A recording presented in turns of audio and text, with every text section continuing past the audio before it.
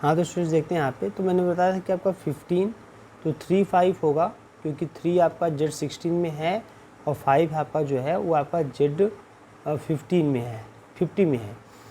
5 3 क्यों नहीं होगा, क्योंकि 5 जो है 60 में तो दिखाई दे रहा है, बट 3 50 में दिखाई दे रही है, सिर्फ आपका 5 3 नहीं होगा। अच्छा, इन सभी पेयर में से 15 1 होगा, एलसीएम आपका 15 आना चाहिए, तो 15 1 होगा। क्यों? क्योंकि जो 15 है वो 60 में तो है और 1 जो है आपका 15 में है, तो ये आपका होगा। लेकिन 150 नहीं होगा, क्यों? क्योंकि 1 तो 60 में है, बट 15 जो है वो 50 में नहीं है ना, देख लीजिए 50 में नहीं है। तो इसमें से वही पेयर होंगे, है ना, वही पेयर होंगे। इसमें पहला एलिमेंट आपको 60 के डिवीजर के रूप में दिखना चाहिए और जो दूसरा एलिमेंट है आपको 50 के डिवीजर के रूप में दिखना चाहिए, है ना। जैसे मान लीजिए यहाँ पे 550 नहीं हुआ, क्योंकि 5 तो पहले 16 वाले में है, लेकिन 50 जो है 15 जो है वो 50 वाले में नहीं है ना। 15 5 होगा, क्यों? क्योंकि 15 60 वाले में है और 5 50 वाले में है। तो इस तरीके से केवल 3 ही पेयर ऐसे होंगे इस कंडीशन को होल्ड करते हुए, 3 5 15 1 और 50 का 5। अब देखिए स्टूडेंट्स क्या करना है, अब देखिए अब इस सबके लिए निकाल लेते हैं। 5 3 3 5 के लिए 5 3 इंटू 5 5 5 5 5 3 इंटू 5 5, है ना। तो 5 3 ईलर्स थ्योरम से 5 3 2 आता है और 5 5 जो होता है 4 होता है, जानते हैं 5 ईलर्स फंक्शन के बारे में। तो आपका ये हो जाएगा 8, फिर 5 15 इंटू 5 1, तो 5 15 क्या होगा 8 होगा ईलर्स थ्योरम से, और 5 1 क्या होगा 1 होगा, 8 आ जाएगा। फिर 5 15 5 के लिए 5 15 इंटू 5 5, तो 8 इंटू 4 आ जाएगा 32। तो इन सबको जोड़ देंगे स्टूडेंट्स, तो आपका 48 हो जाएगा आपका आंसर, ठीक है। तो इस तरीके से वो सॉल्व करेंगे। देखिए आगे इसके बाद कौन सा क्वेश्चन है, आगे आपका है क्वेश्चन नंबर नेक्स्ट, ध्यान दीजिएगा। क्वेश्चन है आपका कि अगर Q denotes the additive group of rational number, if Q denote the additive group of rational number and F maps Q to Q is non trivial homomorphism, then F is an isomorphism. अब कौन सा इसमें सही है, देखिए तो कह रहा है पहला जो पार्ट है यही है, consider the following statement. Question है कंसिडर द फॉलोइंग स्टेटमेंट्स। उसमें पहला था कि if Q denotes the additive group of rational number and F maps Q to Q is a non trivial homomorphism, then F is an isomorphism. दूसरा बोला है कि any quotient group of cyclic group is cyclic. तीसरा बोला है कि if every sub group of group is normal सब group then G is abelian. अगर मतलब किसी ग्रुप के सभी सब ग्रुप नॉर्मल हो तो G को अबेलियन कहते हैं। तीसरा स्टेटमेंट था। और चौथा स्टेटमेंट है स्टूडेंट्स ये every group of order 33 cyclic, ठीक है। तो कौन सा स्टेटमेंट सही होगा, है ना, सेकंड फोर्थ सही होगा कि सेकंड थर्ड सही होगा कि फर्स्ट सेकंड फोर्थ सही होगा कि फर्स्ट थर्ड एंड फोर्थ सही होगा, ठीक है ना। आइए इसको देखते हैं। देखिए यहाँ पे तो हमने कुछ रूल को जाना है। रूल है हमारा, आप ध्यान दीजिएगा। रूल है कि अगर order of G equal to P into Q है और P Q से लेस है और P जो है वो डिवाइड करता है Q माइनस 1 को डिवाइड करता है, then there exist unique group of order PQ up to isomorphism. ये मैंने आपको बताया हुआ है थियरी में, up to isomorphism that is G is isomorphic to ZPQ हो जाएगा, ठीक है। अगर order of G P into Q के फॉर्म में लिखा जाए और P Q से लेस हो और P Q माइनस 1 को डिवाइड करता हो, देन एक ग्रुप होगा, है ना, जिसका ऑर्डर क्या होगा PQ होगा और साथ ही साथ वो आइसोमॉर्फिज्म होगा, ठीक है ना। तो G is isomorphic to ZPQ। अब देखिए ऑर्डर ऑफ G को 33 3 इंटू 11, देखिए तो बड़े आसानी से आपका कंडीशन देखिए 3 इंटू 11, तो 3 does not divides the 11 minus 1, ठीक है। जब does not divides the 11 minus 1 तो इसका मतलब G इज आइसोमॉर, यहाँ स्टूडेंट्स आपका है यहाँ भी रहेगा डज नॉट डिवाइड्स, ठीक है। तो 3 does not divides 11 minus 1, hence G is isomorphic to Z33, इसलिए G क्या होगा Z33 का आइसोमॉर्फिक होगा। अगर ग्रुप Z33 का आइसोमॉर्फिक होगा तो क्या हो जाएगा साइक्लिक। ऐसे ग्रुप साइक्लिक होते हैं, आपको सब लिखवाया गया है, थ्योरी में दिया गया है, तो ये साइक्लिक हो गया, है ना। अब हम बी ऑप्शन को देखते हैं। और ऑप्शन बी क्या कह रहा था, जो स्टेटमेंट बी था स्टूडेंट्स, स्टेटमेंट बी क्या कह रहा है, मतलब आप कह सकते हैं कि जो स्टेटमेंट बी इज रॉन्ग, मतलब आप ऐसे समझिए every group of order 33 cyclic. Fourth number every group of order 33 cyclic. यहाँ पे आप क्या बोल रहे हैं, यहाँ पे आप यही बोल रहे हैं कि Z is isomorphic to Z33 hence cyclic. तो साइक्लिक बोल रहा है, इसका मतलब कि every group of order 33 cyclic. तो मतलब कि fourth option is right, correct है। तो फोर्थ ऑप्शन करेक्ट है। तो देखिए बी वाले में जो है फोर्थ को करेक्ट नहीं बोला है, लेकिन फोर्थ ऑप्शन क्या है, करेक्ट है, इसलिए बी ऑप्शन रॉन्ग, तो बी ऑप्शन रॉन्ग हो जाएगा। आगे स्टूडेंट्स, ऑल सब ग्रुप ऑफ Q8, Q8 मतलब क्वाटर्नियन ग्रुप है ना, Q8 मतलब क्या है स्टूडेंट्स, क्वाटर्नियन ग्रुप। तो जो क्वाटर्नियन ग्रुप होते हैं उसके सभी सब ग्रुप क्या होते हैं, नॉर्मल, बट उसके सभी सब ग्रुप नॉर्मल तो होते हैं, but Q8 is not abelian, लेकिन वो अबेलियन नहीं है ना। उसके सभी सब ग्रुप नॉर्मल तो होते हैं, क्वाटर्नियन ग्रुप के सभी सब ग्रुप नॉर्मल तो होते हैं, बट वो जो क्वाटर्नियन ग्रुप है वो खुद अबेलियन नहीं होता, आपको ये मालूम है, मैंने पढ़ाया आपको लेक्चर में। तो यहाँ से देखिए अगर तो अबेलियन की बात करते हैं, तो ये फेवरेट सब group of group G is normal सब group, then G is abelian. अब थर्ड ऑप्शन बोल रहा है कि अगर किसी ग्रुप जी के सभी सब ग्रुप क्या हो, नॉर्मल हो, तो जी अबेलियन होगा, लेकिन हमारे पास देखिए क्वाटर्नियन ग्रुप है, इसके सभी सब ग्रुप नॉर्मल है, बट जी क्या होता है, जो Q8 जो है इसके सभी क्वाटर्नियन ग्रुप, इसके सभी सब ग्रुप नॉर्मल तो हैं, बट वो Q8 स्वयं अबेलियन नहीं है, मतलब नन अबेलियन है, इसलिए जो थर्ड वाला स्टेटमेंट है वो रॉन्ग है।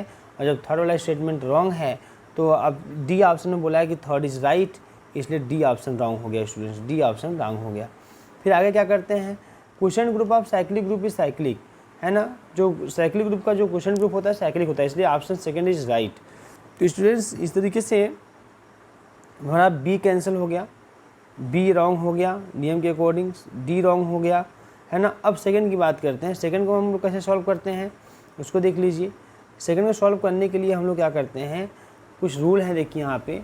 अगर T map G to G dash is isomorphism, आप जानते हैं अगर टी जी से जी डैश में कोई आइसोमॉर्फिज्म मैपिंग है तो टी इज होमोमॉर्फिज्म या 1-1 या ऑन-2, मतलब टी अगर आइसोमॉर्फिज्म है तो टी क्या होगा, होमोमॉर्फिज्म होगा, टी 1-1 होगा और क्या होगा, ऑन-2 होगा। ठीक है स्टूडेंट्स, अब आगे बात करते हैं, अगर कोई homomorphism T maps G to G dash है तो यह 1-1 कब होगा, जब इसका कर्नल टी 0 है। अब थ्योरम जानते हैं कि अगर कोई मैपिंग जो है T map G to G dash है, ये 1-1 कब होगा, जब यह kernel of T equal to 0 होगा।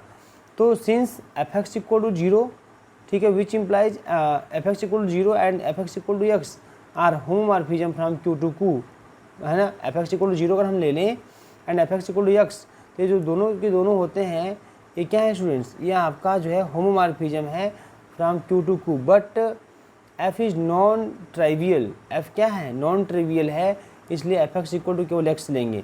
तो कर्नल ऑफ एफ 0 दिया है तो एफ इज़ क्या होगा, F X equal to X हो गया, तो कर्नल ऑफ एफ 0 दिया है तो एफ क्या हो जाएगा, 1-1।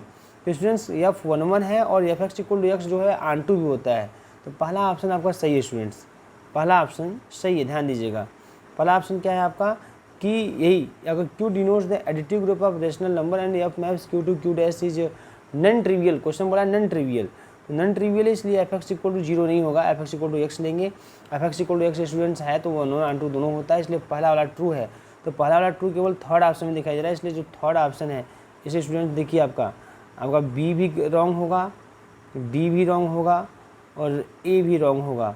ठीक है, केवल और केवल ऑप्शन सी इज राइट। ठीक है स्टूडेंट्स, आगे बढ़ते हैं।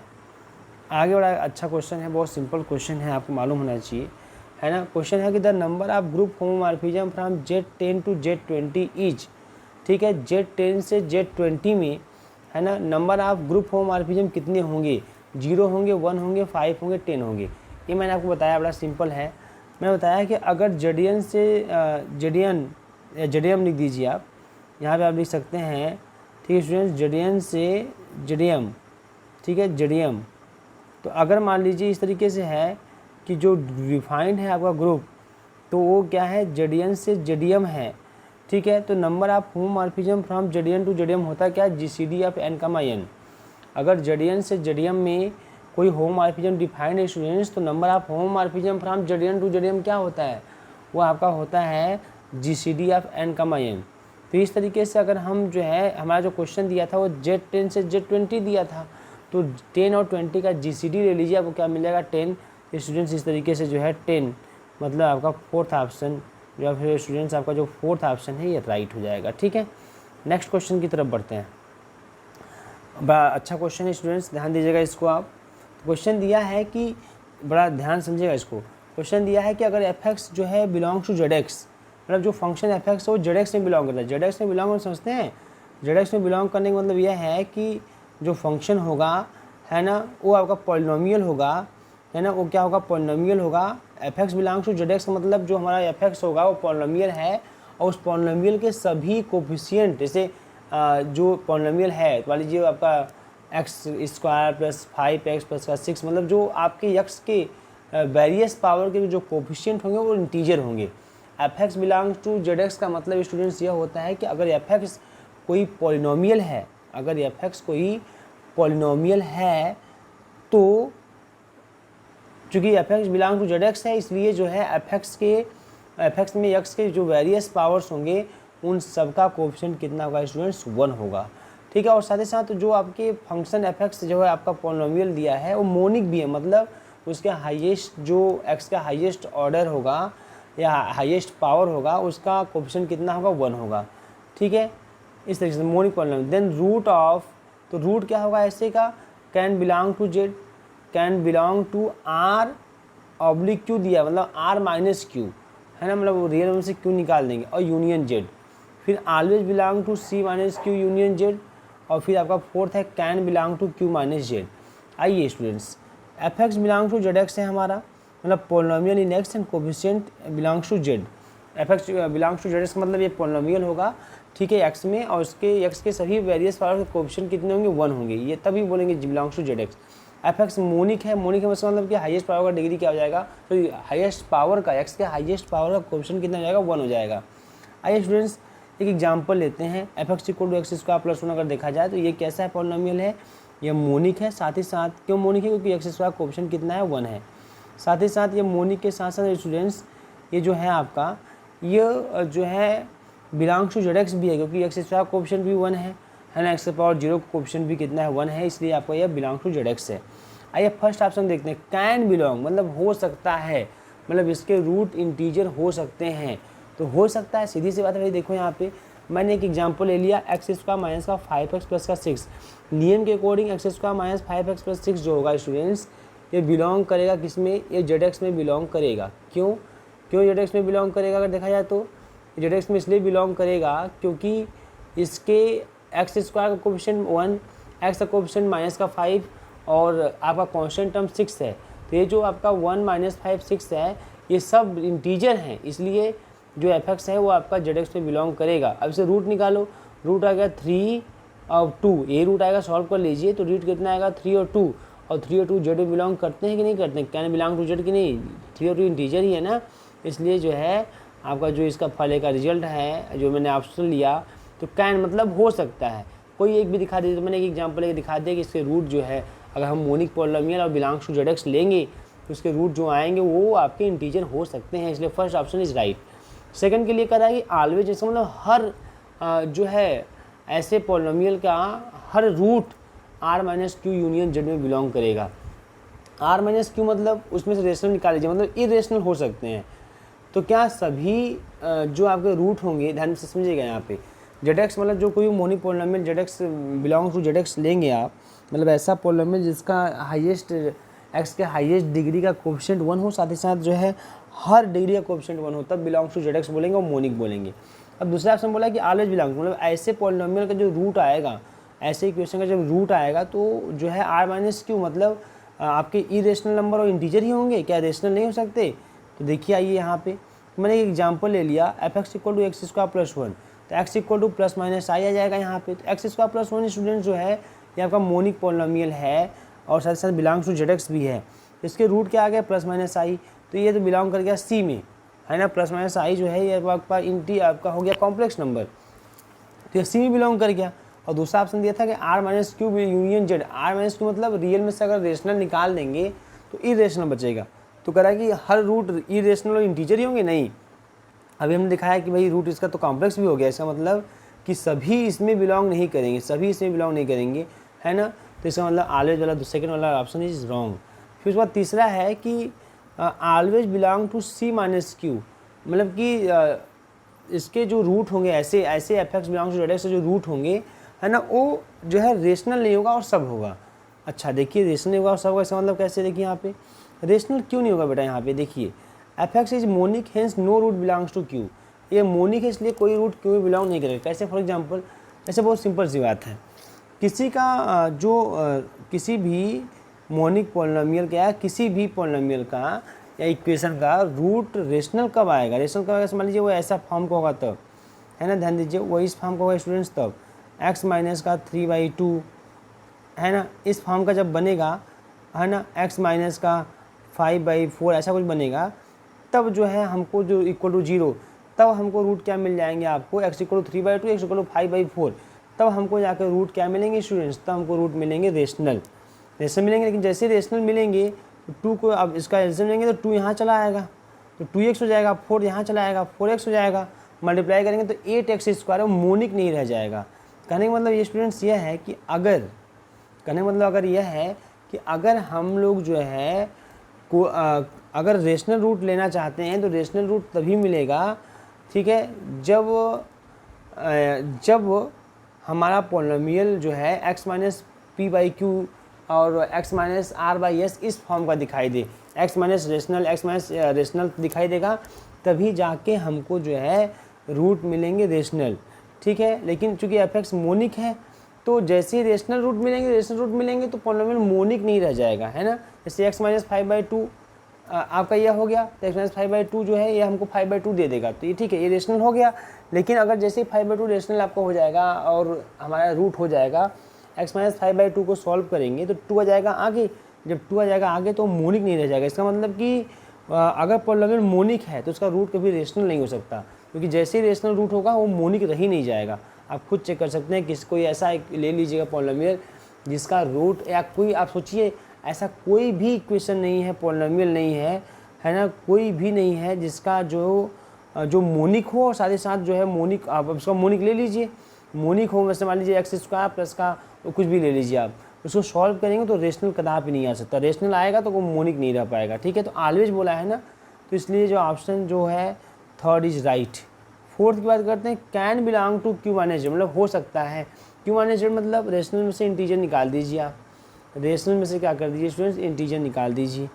तो देखिए वही सेम बात है यहाँ पे, रेशनल से इंटीजर निकाल देंगे, लेकिन कुछ तो p/q के फॉर्म के बचे रहेंगे, तो p/q के फॉर्म को हो ही नहीं सकते कभी, क्यों, क्योंकि f(x) क्या है, मोनिक, है ना। Q माइनस Z मतलब इंटीजर बस निकाल दीजिए, और तो 1/2 3/4 ये सब तो Q माइनस Z में रहबे करेगा।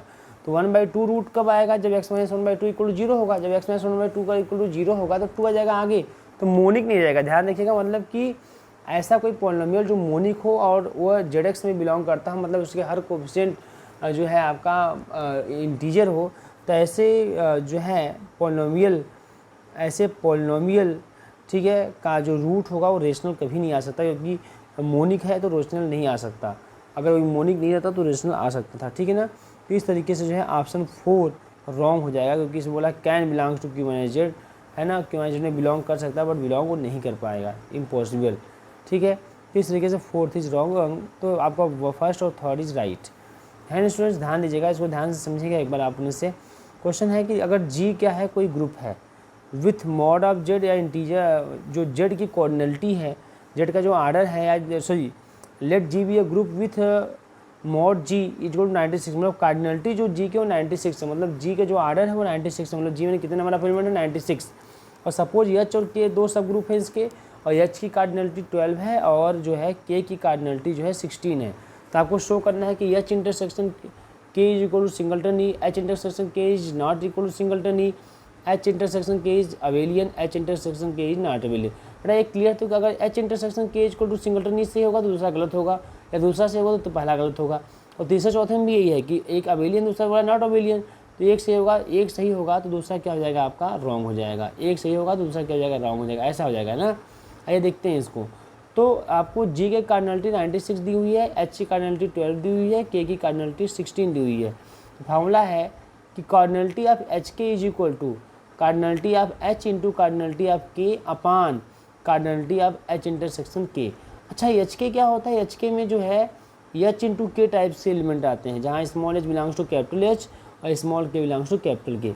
अब देखिए स्टूडेंट्स, इस तरीके से अगर देखा जाए तो क्या होगा, HK इज इक्वल टू, इसे फॉर्म रख दीजिए H की कार्डिनलिटी K की कार्डिनलिटी, तो आपका 12 गुणे 16 अपान H इंटरसेक्शन K। अब पहले ऑप्शन में आते हैं, अगर H intersection K equal singleton नहीं होगा, सिंगलटन नहीं होगा इसका मतलब कि इसकी कार्डिनलिटी कितनी होगी 1, अगर कार्डिनलिटी 1 रखेंगे यहाँ पे, अगर H इंटरसेक्शन K सिंगलटन नहीं होगा तो कार्डिनलिटी 1 होगी, तो आइए एच इंटरसेक्शन के का कार्डिनलिटी 1 रख के देखते हैं क्या होगा। जब कार्डिनलिटी 1 रखेंगे तो कितना मिलेगा, 192 मिलेगा। और ये इम्पॉसिबल है क्योंकि एच के जो होता है वो आपका एच के में जी के ही एलिमेंट आते हैं भाई, एच इंटू के, यहाँ small H belongs to capital H, small K belongs to capital K, और एच इंटू के जो है एच स्मॉल के सब ये स्मॉल कैपिटल एच और कैपिटल के एलिमेंट है, कैपिटल एच और कैपिटल के सब ग्रुप है, इसलिए जितने भी एच के में जितने भी एलिमेंट आएंगे सब ग्रुप के ही एलिमेंट होंगे। और ग्रुप में मैक्सिमम एलिमेंट कितना, 96 ही है। ग्रुप में मैक्सिमम एलिमेंट कितना है स्टूडेंट्स, आपको 96 ही है। और यहाँ पे कितना आ गया, यहाँ पे आ गया अकॉर्डिंग 192, तो इम्पॉसिबल, मतलब फर्स्ट जो है हमारा क्या हो गया, रॉन्ग हो गया। तो फर्स्ट रॉन्ग तो आँख मूंद के बोल सकते हैं, सेकेंड इज राइट, ठीक है ना। आगे देखते हैं स्टूडेंट्स, अगला नियम आपका यह है कि हम इसको देखते हैं, एच इंटरसेक्शन के जो होता है किसी दो सब ग्रुप का इंटरसेक्शन जो होता है ना, या दो सेट का जो इंटरसेक्शन होता है वो दोनों सेट में बिलोंग करता है। तो एच इंटरसेक्शन के एच में भी होगा, एच इंटरसेक्शन के में भी होगा। अब एच की कार्डिनलिटी 12 है, के की कार्डिनलिटी कितनी 16 है। 12 कौन कौन डिवाइड करेगा, 1 2 3 4 6 12, और के को कौन कौन डिवाइड करेगा, मतलब के की कार्डिनलिटी मतलब 16, के की कार्डिनलिटी मतलब 16 को कौन कौन डिवाइड करेगा, 1 2 4 8 16। इन सब में कॉमन क्या है स्टूडेंट्स, 1 2 4 कॉमन है। आइए अगर 1 रहा तो क्या होगा, ठीक है 1, अगर एच इंटरसेक्शन देखिए 1 मतलब है यहाँ पे कि अगर एच इंटरसेक्शन के 1 रहा, इससे कार्डिनलिटी 1 रही तो क्या होगा, ये पॉसिबल नहीं है क्योंकि कार्डिनलिटी अगर 1 होगी तो एच इंटरसेक्शन के इक्वल सिंगलटन नहीं होगा, जो कि नॉट पॉसिबल, अभी आपने ऊपर देखा हुआ है। क्योंकि अगर ऐसा होगा तो 192 आ जाएगा, जो कि 96 से बहुत ज़्यादा है, और सब ग्रुप के एलिमेंट है ना, ग्रुप के एलिमेंट से ज़्यादा नहीं हो सकते, ठीक है। अब बेटा इसके बाद क्या है, टू इज प्राइम। तो कोई प्राइम वाला जो आपका ग्रुप होता है ना, वो कभी अबेलियन नहीं होता। प्राइम मतलब कि अगर किसी ग्रुप की कार्डिनलिटी, अगर किसी ग्रुप की कार्डिनलिटी जो है प्राइम नंबर आ जाए तो वो आपका अबेलियन नहीं होगा। और पी स्क्वायर अगर है, order of G equal to, अगर स्टूडेंट्स पी स्क्वायर है तो यह भी क्या होता है, नॉन अबेलियन होता है, यह भी आपका अबेलियन नहीं होता, ठीक है। तो इस तरीके से जो है hence in both the case, तो आप देख रहे हैं कि भाई पी स्क्वायर के केस में क्या होगा आपका नॉन अबेलियन है ना, 2 के केस में भी क्या होगा आपका 2 इज प्राइम, ठीक है। सॉरी पी स्क्वायर के केस में आपका जो होता है अबेलियन होता है, और 2 पी के भी केस में क्या होता है अबेलियन, सॉरी है ना, ध्यान दीजिएगा आप लोग। 2 अगर कार्डिनलिटी आएगी तभी आपका अबेलियन, पी स्क्वायर कार्डिनलिटी आएगी तभी आपके अबेलियन, मतलब एक प्राइम नंबर आएगा तभी अबेलियन, और पी के स्क्वायर ग्रुप में रहेगा तभी अबेलियन। जैसे कि स्टूडेंट्स क्या जाएगा, एच इंटरसेक्शन के जो रहेगा अबेलियन, इसका मतलब कौन गलत है, एच इंटरसेक्शन के इज नॉट अबेलियन, ठीक है। Thanks for watching my video, ध्यान से देखिएगा, समझते रहिएगा, थैंक यू।